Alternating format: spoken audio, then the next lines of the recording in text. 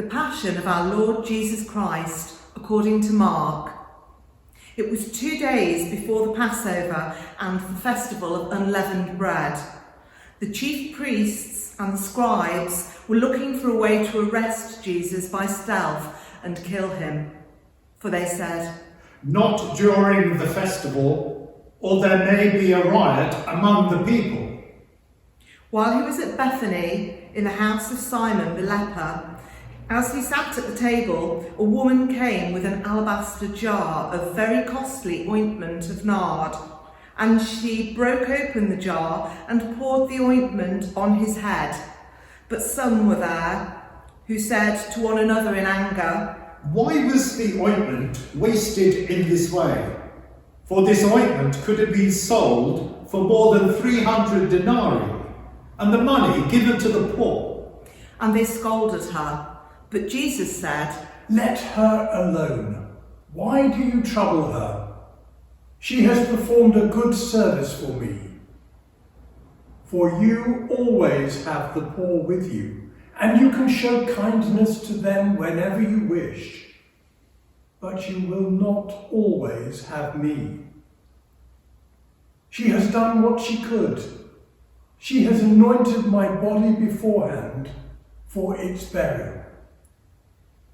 Truly I tell you, wherever the good news is proclaimed in the whole world, what she has done will be told in remembrance of her." Then Judas Iscariot, who was one of the 12, went to the chief priests in order to betray him to them. When they heard it, they were greatly pleased and promised to give him money. So he began to look for an opportunity to betray him. On the first day of unleavened bread, when the Passover lamb is sacrificed, his disciples said to him, "Where do you want us to go and make the preparations for you to eat the Passover?" So he sent 2 of his disciples, saying to them, "Go into the city, and a man carrying a jar of water will meet you.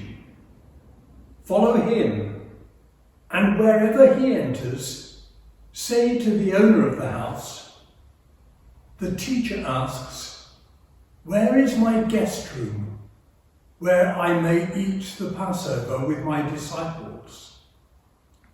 He will show you a large room upstairs, furnished and ready. Make preparations for us there." So the disciples set out and went to the city and found everything as he had told them, and they prepared the Passover meal. When it was evening, he came with the 12, and when they had taken their places and were eating, Jesus said, "Truly I tell you, one of you will betray me, one who is eating with me." They began to be distressed and to say to him and one after another, "Surely not I." It is one of the 12 who is dipping bread into the bowl with me. For the Son of Man goes as it is written of him, but woe to that one by whom the Son of Man is betrayed. It would have been better for that one not to have been born." While they were eating, he took a loaf of bread, and after blessing it, he broke it, gave it to them, and said, "Take, this is my body." Then he took a cup, and after giving thanks, he gave it to them, and all of them drank from it.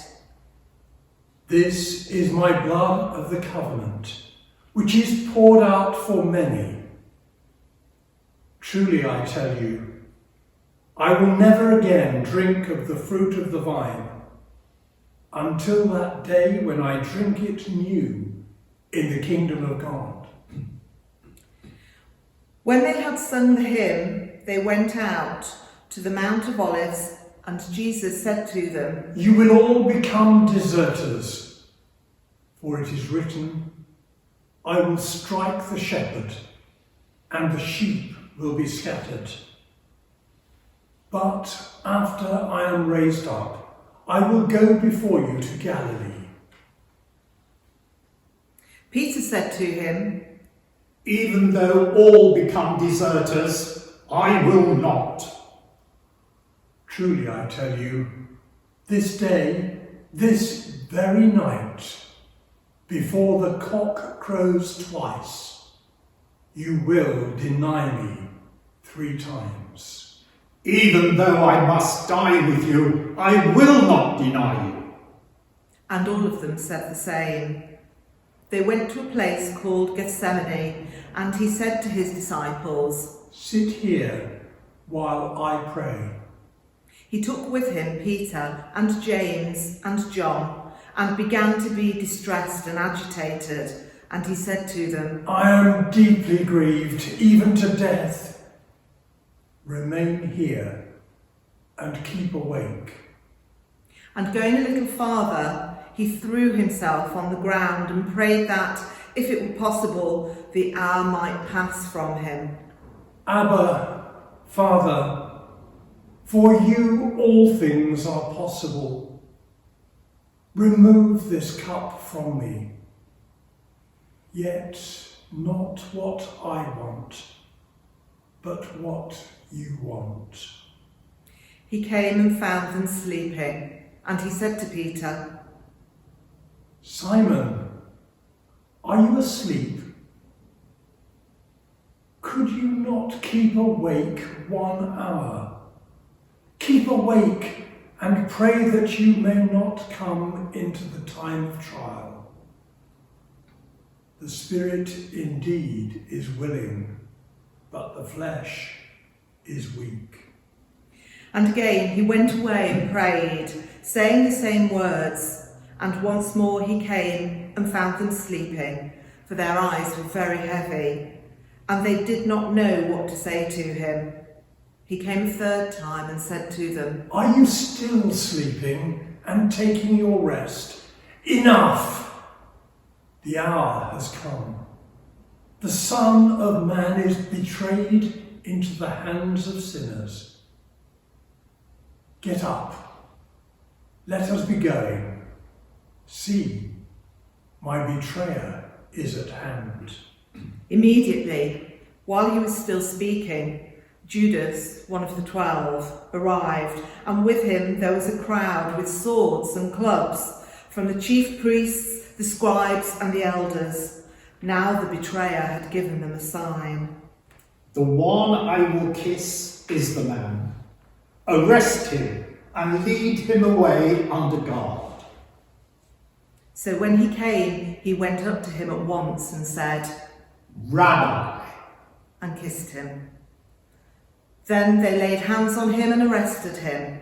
But one of those who stood near drew his sword and struck the slave of the high priest, cutting off his ear. Then Jesus said to them, Have you come out with swords and clubs to arrest me, as though I were a bandit?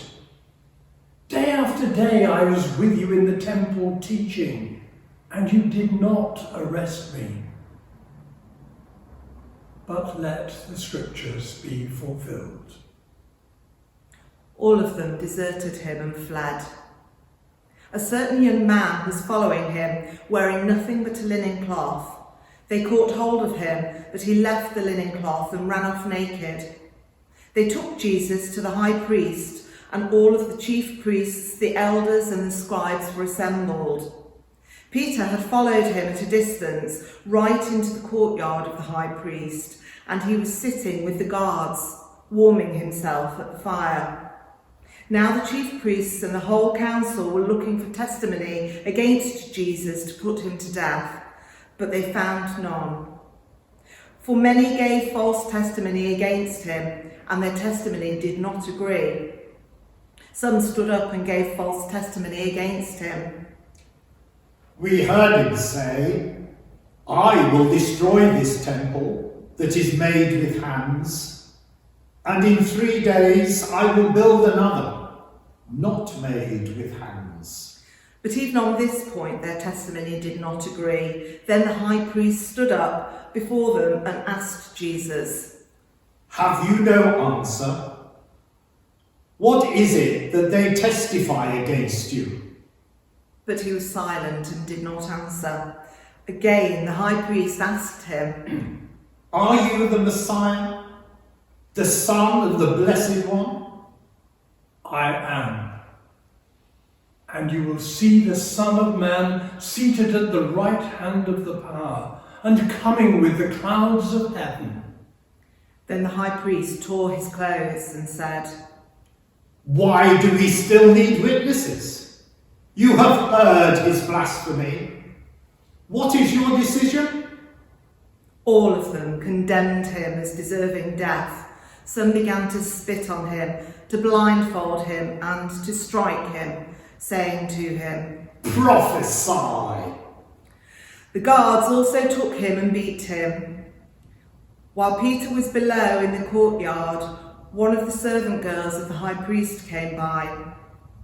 When she saw Peter warming himself, she stared at him and said, You also were with Jesus, the man from Nazareth. But he denied it. I do not know or understand what you are talking about. And he went out into the forecourt. Then the cock crowed. And the servant girl, on seeing him, began again to say to the bystanders, This man is one of them. But again he denied it. Then, after a little while, the bystanders again said to Peter, Certainly you are one of them, for you are a Galilean. But he began to curse, and he swore an oath. I do not know this man you are talking about. At that moment, the cock crowed for the second time. Then Peter remembered that Jesus had said to him, Before the cock crows twice, you will deny me 3 times. And he broke down and wept. As soon as it was morning, the chief priests held a consultation with the elders and scribes and the whole council. They bound Jesus and led him away and handed him over to Pilate. Pilate asked him, Are you the king of the Jews? You say so. Then the chief priests accused him of many things. Pilate asked him again, Have you no answer? See how many charges they bring against you. But Jesus made no further reply, so that Pilate was amazed. Now at the festival he used to release a prisoner for them, anyone for whom they asked. Now a man called Barabbas was in prison with the rebels who had committed murder during the insurrection. So the crowd came and began to ask Pilate to do for them according to his custom. Then he answered them, Do you want me to release for you the king of the Jews? For he realised that it was out of jealousy that the chief priests had handed him over. But the chief priests stirred up the crowd to have him release Barabbas for them instead. Pilate spoke to them again. Then what do you wish me to do with the man you call the king of the Jews? Crucify him! Why? What evil has he done? Crucify him! So Pilate, wishing to satisfy the crowd, released Barabbas for them, and after flogging Jesus, he handed him over to be crucified. Then the soldiers led him into the courtyard of the palace, that is the governor's headquarters, and they called together the whole cohort. And they clothed him in a purple cloth, and after twisting some thorns into a crown, they put it on him. And they began saluting him. Hail, King of the Jews! They struck his head with a reed, spat upon him, and knelt down in homage to him. After mocking him, they stripped him of the purple cloak and put his own clothes on him. Then they led him out to crucify him. They compelled a passerby who was coming in from the country to carry his cross. It was Simon of Cyrene, the father of Alexander and Rufus. Then they brought Jesus to the place called Golgotha, which means the place of a skull, And they offered him wine mixed with myrrh, but he did not take it. And they crucified him and divided his clothes among them, casting lots to decide what each should take. It was 9 o'clock in the morning when they crucified him. The inscription of the charge against him read, "The King of the Jews." And with him they crucified 2 bandits, one on his right and one on his left. Those who passed by derided him, shaking their heads. Aha! You who would destroy the temple and build it in 3 days, save yourself! Come down from the cross! In the same way, the chief priests, along with the scribes, were also mocking him among themselves. He saved others. He cannot save himself.